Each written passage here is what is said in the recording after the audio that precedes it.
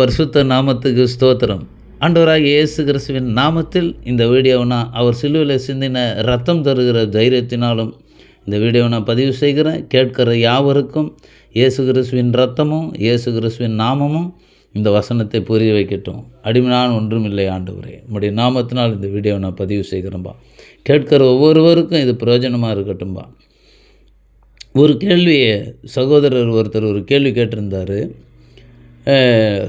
யோசேப்பின் மனைவி மரியாள் என்று சொன்னீங்களே, அங்கே எலிசபெத் அம்மா என் ஆண்டவருடைய தாயார் லூக்கா 1:43 வசனத்தில் என் ஆண்டவருடைய தாயார்னு சொல்கிறாங்களே, இதுக்கு ஒரு விளக்கம் சொல்லுங்கன்னு அப்படின்னு பிரதர் ஒருத்தர் சந்தேகம் கேட்டிருந்தார்.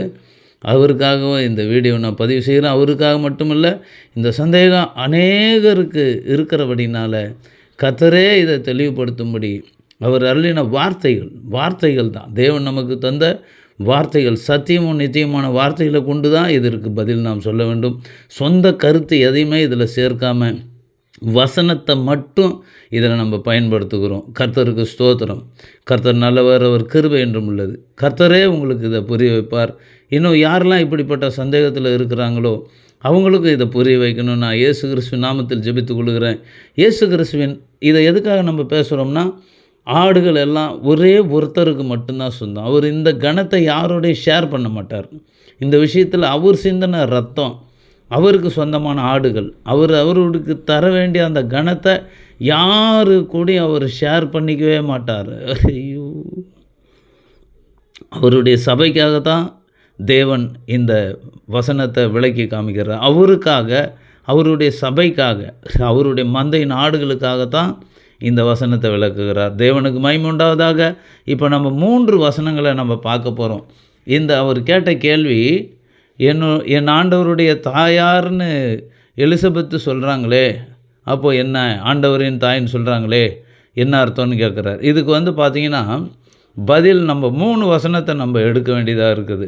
லூக்கா 1:43, அதுக்கு பதில் லூக்கா 11:27, மார்க்கு 13:31. இந்த வசனங்களை நம்ம வாசிக்கும்போது மார்க்கு 13:31 ஆண்டவர் சொல்லுகிறார், என் தாயார் யார், என் சகோதரர் யார். பாருங்கள், வயிற்றில் பெற்றெடுத்தவரே யாரை 300 நாள் சுமந்து பெற்றாங்களோ அவர் என் தாயார் யார், என் சகோதரர் யாருன்னு கேட்குறாரு. எலிசபெத் அம்மா சுமக்கலை, ஒன்றும் கிடையாது, இனத்தார், உறவினர். மரியம்மாவுக்கு, அவங்க மரியாளுக்கு உறவினர் தான். அவங்க எலிசபெத் அம்மா உறவினர். அவங்க வாழ்த்துக்கிறாங்க. தன்னை தேடி வந்த ஒரு சிறு பெண் தேவ குழந்தைய வயிற்றில் சுமந்து கொண்டு இருக்கிறாங்க. பரிசுத்த ஆவினால் நிரப்பப்பட்டு அவங்கள கனம் பண்ண வேண்டிய அந்த பரிசுத்த ஆவிக்குரிய கனத்தை தேவ குழந்தைய சுமக்கிறவங்களுக்கு கொடுக்க வேண்டிய கனத்தை தான் அவங்க கொடுத்தாங்க. அதுக்காக அவங்க பரலோக தேவன் பிதா குமாரன் பரிசுத்த 3 இறைவன் தான் வயிற்றுக்குள்ளே இருக்கிறாரு. திரியேக தேவன் வயிற்றுக்குள்ளே இருக்கிறாரு. அவருக்கு எப்படி இவங்க தாயாக முடியும்? திரியேக தேவனுக்கா தாய்? மாம்ச பிரகாரம் அவர் ஃபஸ்ட்டு மத்தேயு 1வது அதிகாரத்தில் 1வது வசனத்தை நீங்கள் பாருங்கள்.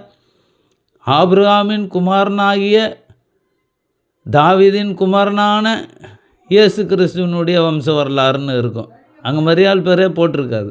ஆபிரகாமின் குமாரனாகிய தாவீதின் குமாரனாகிய இயேசு கிறிஸ்துவின் வம்ச வரலாறுன்று தான் ஆரம்பிக்கும் பேரே. அவருடைய மத்தேயு எழுதின சுவிசேஷம் 1 அதிகாரம் 1 வசனமே அப்படி தான் ஆரம்பிக்கும். மரியாள் பேரே போட்டிருக்க மாட்டாங்க. ஏன்னு கேட்டிங்கன்னா, மாம்சத்தில் வந்ததுனால மாம்சத்தின்படி ரோமர் 1:5 நீங்கள் வாசி பார்த்தீங்கன்னா, அதுலேயும் மாம்சப்படி அவர் தாவீதின் சந்ததியில் பிறந்தவர். மத்தேயு 23 போய் பார்த்தீங்கன்னா, தாவீது அவரை ஆண்டவர் என்று சொல்லி இருக்க அவருக்கு மகனாக, தாவீதுக்கு எப்படி மகனாக இருப்பார்? மாம்சத்தின்படி இப்போ இயேசு இருக்கிறார். அவர் மரித்து உயிர் தெழுந்து இப்போ பரிசுத்த ஆவியாக, பிதா குமாரன் பரிசுத்த ஆவி, இவங்க 3 பேருமே மாம்சத்தில் இல்லை, ஆவியாக இருக்கிறாங்க. ஐயோ,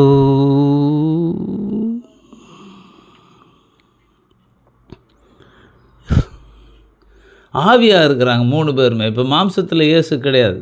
அவர் மாம்சத்தில் பிறந்து அந்த 32 வயசு வரைக்கும் அல்லது 33, 33.5 வயசு வரைக்கும் அவர் வாழ்ந்தது மாம்ச பிரகாரமான வாழ்க்கை. இப்போ சின்ன பிள்ளை விளையாட்டு மாதிரி, சின்ன பிள்ளை பார்த்தீங்கன்னா நம்மலாம் ஒரு விளையாட்டு விளையாடுவோம். என்னான்னு கேட்டிங்கன்னா, அப்பா மாதிரி அம்மா மாதிரி சோறாக்கின்னு நீ அப்பா நான் அம்மா நான் இங்கே பிள்ளைங்கன்னு சொல்லி ஒரு விளையாட்டு விளையாட போகிறேன். அந்த மாதிரி இதை நினைக்கக்கூடாது.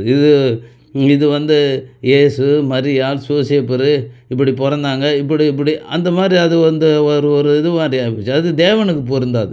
அவர் மூவர் இறைவன், வயிற்றில் இருக்கிறவர் மூவர் இறைவன். அவருக்கு எப்படி அவங்க தாயாக முடியும்? இதை தான் இயேசு இதை பற்றி நம்ம விளக்கமாக இன்னும் போடுவோம். 2வது இதை குறித்து இன்னும் ஒரு 6வது மரியாள் இயேசுன்ற தலைப்பில் 6வது பாகத்தில் நம்ம பேச வேண்டியிருக்கோம்.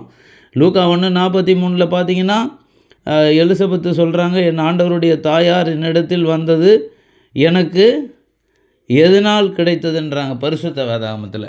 இதை அப்படியே திருவிவிலியத்தில் பார்த்திங்கன்னா, அதே லூக்கா 1 அதே 43வது வசனம் நான் வாசித்தது இப்போது பரிசுத்த வேதாகமம். இப்போ லூக்கா 1:43 இதில் வந்து பார்த்திங்கன்னா, கர்த்தருக்கு ஸ்தோத்திரம். லூக்கா 1:43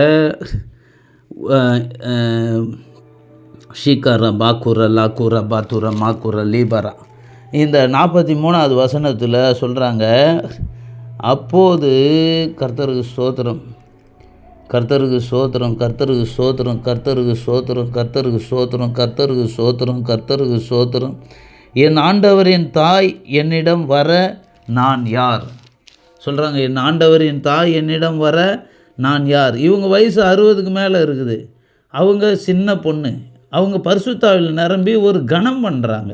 தேவ குழந்தை வயிற்றில் இருக்கிறத கணம் பண்ணுறாங்க. அவங்கள நேரடியாக வந்தவங்கள நம்ம இன்றைக்கி எப்படி பிரைஸ் லார்ட் ஐயா, வாங்கய்யா, ஸ்தோத்திர ஐயா, ஸ்தோத்திர ஃபாதர், இப்படி சொல்கிறது போல் அவங்க என் ஆண்டவரின் வயிற்றில் இருக்கிற ஒரு ஆண்டவர் தான். அதில் எந்த சந்தேகமும் கிடையாது. அவங்க எப்படி அதுக்காக மூவர் இறைவனுக்கு தாயின்னு சொன்னால் அது வந்து வேத புரட்டு. அது வேத புரட்டு. இங்கே பாருங்கள், அதே பாருங்கள். இப்போ இதில் இவங்க வாழ்த்துறாங்களா? பெற்று எடுத்த ஒரு தந்தையும் தாயும் கணம் பண்ணவர் இங்கே பார்த்தீங்களா? எத்தனை பேர் இருக்கிறாங்க சபையில் கேட்குறாரு பாருங்கள். அப்படியே லூக்கா கர்த்தருக்கு ஸ்தோத்திரம், கர்த்தருக்கு ஸ்தோத்திரம். மார்க்கு 13:31, மார்க்கு 3:31 இயேசுவின் உண்மையான உறவினர். இங்கே பாருங்கள், இயேசுவின் உண்மையான உறவினர். அப்பொழுது அவருடைய தாயும் சகோதரர்களும் வந்து வெளியே நின்று கொண்டு அவரை வர சொல்லி ஆள் அனுப்பினார்கள். ஒரு சபைக்கு முன்னாடி அவர் என்ன பண்ணுறார் பாருங்கள். ஒரு சபைக்கு முன்னாடி நீங்களே இருந்தாலும் சரி, நல்லா கவனிச்சிங்க, நம்ம யாராக இருந்தாலும் சரி, ஒரு சபையில் நீங்கள் பேசும்போது உங்கள் தாயும் சகோதரரும் வந்தால் நீங்கள் என்ன செய்வீங்க? நான் என்ன செய்வேன்?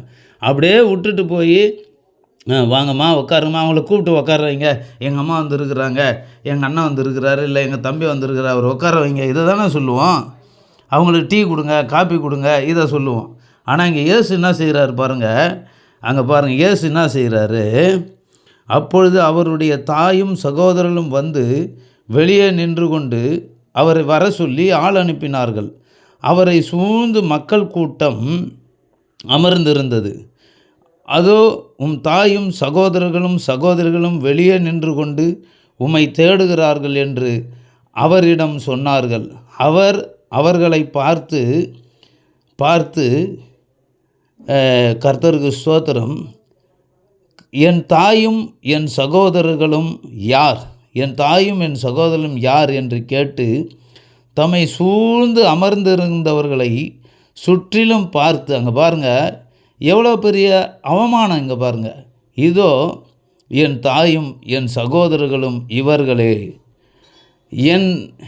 என்னுடைய திருவுளத்தை, என் கடவுளுடைய திருவுளத்தை நிறைவேற்றுபவரே என் சகோதரியும் தாயும் ஆவார் என்றார். பாருங்கள், இது வந்து பார்த்திங்கன்னா நம்மளே செய்யாத ஒரு வேலையை தேவன் செய்கிறார்.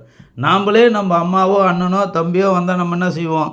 உட்காரவங்க, டீ கொடுங்க எங்கள் அம்மா. ஆனால் அவர் என்ன சொல்கிறார் பாருங்கள், சபைக்கு முன்னாடி சொல்கிறாரு, யார் எனக்கு தாயும் சகோதரன். அங்கே போய் நீங்கள் அதை வச்சு எலிசபெத் அம்மா என் ஆண்டவரின் தாயார் அப்படின்னு சொன்னதை வச்சு நீங்கள் பெருசாக சொல்லுவீங்க. பெற்றெடுத்த மகனே தேவன், மூவர் இறைவன் அவர்.